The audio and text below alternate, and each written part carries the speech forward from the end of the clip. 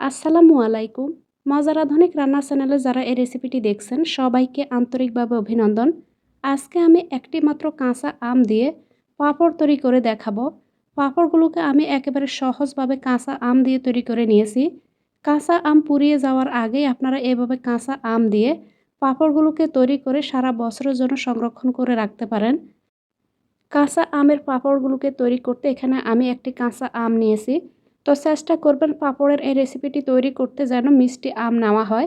এতে করে পাঁপড়গুলো খেতে অনেক বেশি ভালো লাগবে। তো এখানে আমি মিষ্টি একটি কাঁচা আম নিয়েছি। এবার এই আমটিকে আমি খোসা ছাড়িয়ে ছোট ছোট করে কেটে নিব।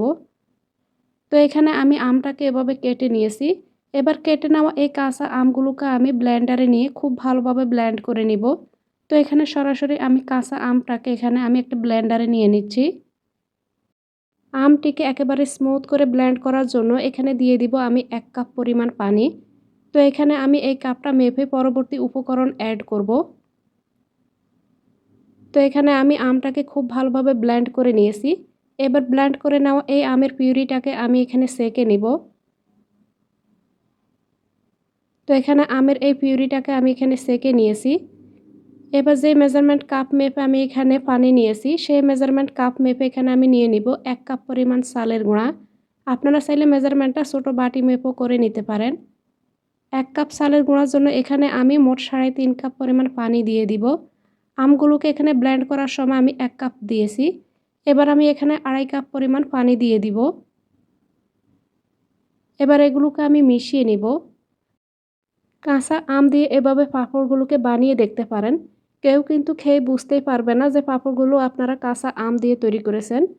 এগুলোকে মিশিয়ে নেওয়ার পর এবার দিয়ে দিব আমি ১ চা চামচ পরিমাণ আস্ত জিরা, ১ চা চামচ পরিমাণ কালো জিরা, ১ চা চামচ পরিমাণ চটপটি মশলা, ১ চা চামচ পরিমাণ লবণ, ১ টেবিল চামচ পরিমাণ চিনি। তো এখানে আমি আধা টেবিল চামচ করে এখানে ১ টেবিল চামচ পরিমাণ চিনি দিয়ে দিচ্ছি। এতে করে পাঁপড়ের টেস্টটা অনেক বেশি ভালো আসবে। আপনারা না চাইলে এখানে চিনিটাকে স্কিপ করতে পারেন। এবার এগুলোকে আমি আবারও মিশিয়ে নিব। মিশিয়ে নেওয়ার পর এবার আমি চালের গুঁড়া আর আমের এই মিশ্রণটাকে আমি চুলার জালে বসাবো। তো এখানে চুলার আঁচটা আমি অন করে দিয়েছি। চুলার আঁচটাকে এখানে আমি মিডিয়ামে রেখেছি। আর এখানে এগুলোকে চুলাতে বসানোর পরেই কিন্তু এখানে অনবরত নেড়েচেড়ে নিতে হবে। যেহেতু এখানে চালের গুঁড়াটা দেওয়া হয়েছে, আপনারা যদি কিছুক্ষণ পর্যন্ত না নেড়ে থাকেন তাহলে দেখা যাবে খুব সহজেই কিন্তু চালের গুঁড়াটা এখানে দলা বেঁধে যাবে। তো অবশ্যই কিন্তু এগুলোকে নেড়েচেড়ে মিশিয়ে নিতে হবে। আর শুরুর দিকে একটু সময় লাগবে। যখন দেখবেন এগুলো ঘন হতে শুরু করেছে তখন দেখবেন খুব অল্প সময়ের মধ্যে এগুলো এভাবে ঘন হয়ে যাবে। তো এখানে এগুলোকে আমি মিশিয়ে এরকম ঘনত্বের একটা মিশ্রণ তৈরি করে নিয়েছি। আর এগুলো রান্না হতে হতে দেখবেন কাঁচা যে ভাবটা বা কালারটা আছে সেটি কিন্তু এখানে চেঞ্জ হয়ে যাবে। তো এখানে আমি এরকম ঘনত্বের একটা মিশ্রণ তৈরি করে নিয়েছি। পাঁপড়ের জন্য কিন্তু একদমই পারফেক্টভাবে এখানে ঘনত্বটা তৈরি হয়েছে। তো এখানে আমি ১ কাপ চালের গুঁড়ার জন্য ৩.৫ কাপ পরিমাণ পানি দিয়েছি। এখানে আমি চুলার আঁচটাকে বন্ধ করে দিয়েছি। এবার এখানে আমি দিয়ে দিব সামান্য একটু সবুজ রঙের ফুড কালার। এটি পুরোপুরি অপশনাল, আপনারা না চাইলে এটিকে বাদ দিতে পারেন।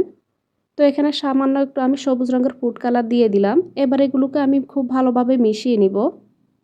যেহেতু আমি রেসিপিটি কাঁচা আম দিয়ে তৈরি করছি তাই এখানে আমি ন্যাচারাল একটা লুকিং ভাব আনার জন্য এখানে আমি ফুড কালারটাকে ব্যবহার করেছি। এবার এগুলোকে আমি কিছুটা ঠান্ডা করে নিব। এটি ঠান্ডা হতে হতে এখানে আমি পাঁপড়গুলোকে তৈরি করার জন্য এখানে আমি বাকি সেটআপটা করে নিব। তো এখানে আমি একটি পলিথিন কেটে খুব ভালোভাবে এখানে পরিষ্কার করে নেওয়ার পর সামান্য একটু তেল দিয়ে মুছে নিয়েছি। এতে করে পাঁপড়গুলো শুকানোর পর খুব সহজে উঠে আসবে। এবার আমি ছোট চামচ করে এভাবে আমি ১ চামচ দিয়ে এভাবে গোল করে এটিকে ছড়িয়ে নিব। তো এখানে খুব বেশি মোটা করে আপনারা পাঁপড়গুলোকে তৈরি করবেন না। এতে করে পাঁপড়গুলো কিন্তু শুকাতে সময় লাগবে। আর এভাবে যদি পাতলা করে আপনারা পাঁপড়গুলোকে তৈরি করে নেন, একদিনের রোদে খুব সহজে আপনারা পাঁপড়গুলোকে শুকিয়ে নিতে পারবেন। তো সকালে যদি আপনারা পাঁপড়গুলোকে তৈরি করেন তাহলে আপনাদের সন্ধ্যা পর্যন্ত খুব সুন্দর করে পাঁপড়গুলো একেবারেই কিন্তু শুকিয়ে যাবে। তো এখানে সবগুলো পাঁপড় একইভাবে এভাবে আমি ছোট করে এখানে গোল করে নিব। আপনারা আপনাদের পছন্দ মতো এখানে পাঁপড়গুলোকে ছোট বড় করে তৈরি করে নিতে পারেন। তো একইভাবে আমি এখানে সবগুলো পাঁপড় এভাবে দিয়ে শুকিয়ে নিব। কাঁচা আম দিয়েও যে এত মজার পাঁপড় তৈরি করা যায় তা হয়তো অনেকেই জানেন না। কাঁচা আমের আমসত্ত্ব আচারের রেসিপি তো অনেক খেয়েছেন। এভাবে কাঁচা আমের পাঁপড়ের রেসিপিটি একবার হলো বানিয়ে ট্রাই করে দেখুন। তো এখানে আমি সবগুলো কাঁচা আমের পাঁপড় এখানে শুকিয়ে নিয়েছি। আর এভাবে কাঁচা আমের এই পাঁপড়গুলোকে শুকিয়ে নেওয়ার পর আপনারা এগুলোকে নর্মাল টেম্পারেচারে রেখে কিন্তু সারা বছরের জন্য সংরক্ষণ করে রাখতে পারেন। এবার কাঁচা আম দিয়ে তৈরি এই পাঁপড়গুলোকে আপনাদেরকে ভেজে দেখাবো। এখানে আমি চুলায় আগে থেকে কিছুটা তেল গরম করে নিয়েছি। তেলটা যখন মিডিয়াম গরম হয়ে যাবে তখন চুলার আঁচটা মিডিয়াম টু লো করে দিয়ে পাঁপড়গুলোকে ভেজে নিব। চুলার আঁচটা কিন্তু বেশি বাড়িয়ে রেখে আপনারা পাঁপড়গুলো ভাজতে যাবেন না, মিডিয়াম টু লো আঁচে রেখে পাঁপড়গুলোকে ভেজে নেবেন। আর পাঁপড়গুলোকে ভেজে নেওয়ার সময় অবশ্যই কিন্তু তেলটাকে খুব ভালোভাবে গরম করে নেবেন। তো এখানে আমি পাঁপড়গুলোকে ভেজে নিয়েছি।